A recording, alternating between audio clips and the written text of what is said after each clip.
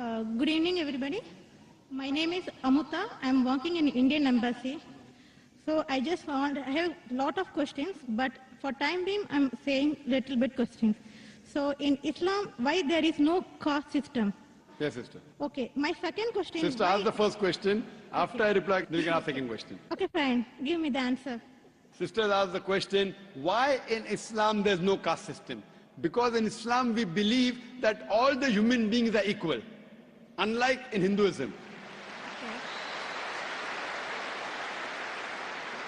Quran says in Surah Hujurat, chapter 49, verse number 13, Ya ayyuhan nasu inna khalaqnakum min zakarin wa unsa wa ja'alnakum shu'uban wa qaba'ila lita'arafu inna akramakum indallahi atqakum inna Allaha alimun khabir. O humankind, we have created you from a single pair of male and female and have divided you into nations and tribes so that you shall recognize each other, not you shall despise each other. And the most honored in the sight of Allah subhanahu wa ta'ala is the person who has taqwa. The criteria for judgment in the sight of Almighty God for a human being to be superior to the other human being, it's not sex, it's not caste, it's not color, it's not wealth, it's not age, but it is taqwa, it is God consciousness, it is piety, it is righteousness. The only way one human being can be superior to the other human being, it's not by wealth, it's not by age, it's not by sex, but it is by piety, it is by God consciousness, it's by righteousness. Unlike Hinduism, when we read the Vedas, it's mentioned that Almighty God, He created the Brahmin class, the learned class from the head. That's the first caste. Then He created the warrior class, the Kshatriyas, from the chest.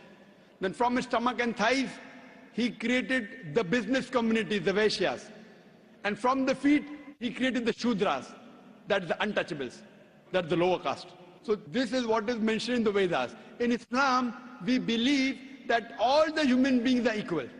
We don't believe that one human being is superior to the other human being because of birth, because of profession, because of wealth, because of color, because of caste. So Islam is a universal religion.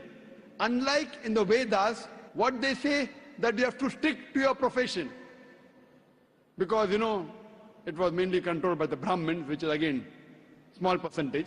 Minute percentage, and they say that if you're born as a Shudra, you remain a Shudra, you serve the Brahmin, next life maybe you may become a better person. No, this is all ideology. So that, they want to keep the low person will remain low, and the rich and the top people remain top. In Islam, we believe in equality. And Islam is a religion for all the human beings. That is the reason Islam is against caste system. Hope that answers the question, sister. Okay, sir, I have one more doubt. So why you are saying the Muslim is Sayyid Muslim or Sunni Muslim or Shia? So what is that? Sister said that why am I saying Sayyid Muslim and Shia Muslim Sunni? I never said Sayyid Muslim, Shia. Muslim is the one who submits his will to Almighty God. In Islam, there is no sect. Allah says in the Quran in Surah Al-Imran chapter 3 verse number 103, وَاتَصِمُوا بِحَبْلِ اللَّهِ جَمِيعًا وَلَا تَفَرَّقُوا. Hold to the rope of Allah strongly and be not divided. There is no Sayyid Muslim and Sunni or this. Yes, the family. Fine, you may belong to a family. You may belong to a Sheikh family. You may belong to Sayyid family. To know your roots, that does not mean a person is superior. A Khan is superior to a Sheikh or a Sayyid. No. It is belonging to your roots. Like how you may come from some family so that you have come from particular land or particular area. If you have come from Konkan region. So this is family background.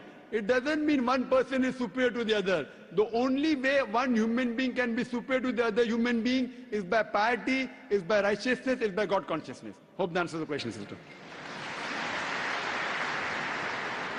Okay, second question. Why in Islam marriages no horoscope is seen? Sister asked the question that why in Islam during marriages no horoscope is seen. Because, sister, we don't believe in horoscope. There is no date of birth. Based on the date of birth, you are not seeing any horoscope? Yes, sister, I'll come to it. I will tell you what Hinduism says, because I studied Hinduism. In Hinduism, they believe in horoscope. Kundali. You know Kundali? Yeah, I know. It's called Kundali. Yes, you know, sister. When Kundali, you tell your date of birth, then they say that this sun was there, and this Shagun, and this Grahan came. This is a science. But this science is not established science. It's a hypothesis. It says that if you are born on this date, then this Grahan comes and this planet goes there and this. It is a science, but it's not an established science. It's not hard science like what we read in our college, biology, physiology, embryology. It is what they believe. It's an assumption. And then they talk about future. Everything what they mention in the Kundali does not come out to be true. We in Islam are against fortune telling. Quran says in Surah Ma'idah, chapter number 5, verse number 90, Ya alladhina amanu, innamal khamru wal maisiru. Oh, you believe, most certainly intoxicant and gambling, wal anzabu wal aslamu, dedication of stones, divination of arrows, rijsum min amali shaitan. These are Satan's handiwork. Fashtanibu lalakum tuflihun. Abstain from this handiwork that you may prosper. Quran says, this fortune telling, divination of arrows, they are Satan's handiwork. Abstain from it that you may prosper. So in Islam, we do not believe in this. You know, many a time, you go in a machine, you put your date of birth, then it comes out there. Something good is going to happen to you in the next 1 week. Even if 100 bad things happen, one good thing will surely happen. The next person goes, it comes horoscope, something bad is going to happen in the next 1 month. So these are statements that are made which are so ambiguous. And all this, you know, parrot goes and picks up a chit, and you come to know your kundali or what your future. So in Islam, we don't believe a parrot can pick up and tell you what is your future, or by reading the palm, or looking at the stars. Islam is against this. And many a time, you get fooled into believing that it is true. And there was a research done that once a psychologist, he was teaching a class of 100 students. And after 1 week, he said, now I have understood your background, everything. I will write about each individual person, about his past and everything. But don't open the chit until I tell you. So he wrote to all 100 students details about the past. Then he said, okay, now open the chits and give me gradation. How much am I accurate? Believe me, more than 95% of the students said the professor was more than 90% correct. The secret was the professor wrote the same thing for everyone. These are such ambiguous statements. What we have to realize is that Islam is against fortune telling, against knowing about the future. That's the reason there's no kundli required. If the kundli was there, yet we find that so many marriages are being broken in Hinduism. Why? What we believe that we have to choose our life partner. And our beloved Prophet Muhammad Sallallahu Alaihi Wasallam said, it's mentioned in Sahih Hadith, that whenever you choose your life partner, you look for 4 things. Beauty, wealth, nobility, and virtue. The best is virtue. The best to choose from a life partner is a virtuous life partner, not kundali. Whether born in October, September doesn't make a difference. The virtue should match. That is the reason a woman in Islam, sister, is called as a muhsana. Muhsana in Arabic means a fortress against the devil. In other religions, including Hinduism, the woman is referred as an instrument of a devil. In Quran, the woman is referred as a muhsana. In Arabic, it means a fortress against the devil. So if you marry a virtuous woman, inshallah, she will prevent the husband from going in the wrong track. Hope that answers the question, sister. Okay, thank you. Yes, sir. I just want to take Shahada.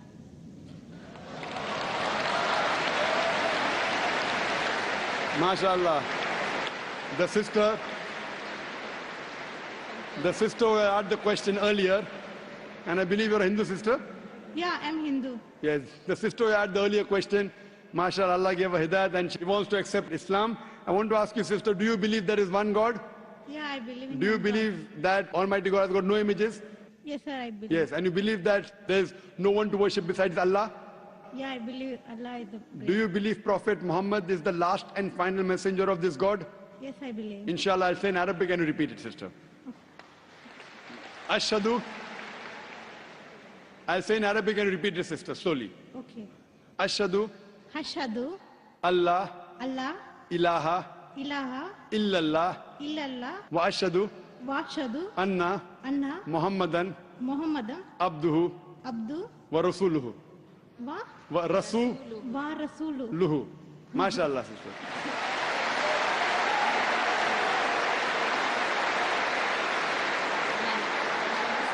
Sister, I'll just say the translation. I'll just mention the translation, sister. You just repeated the translation, which will be much more easier. I bear witness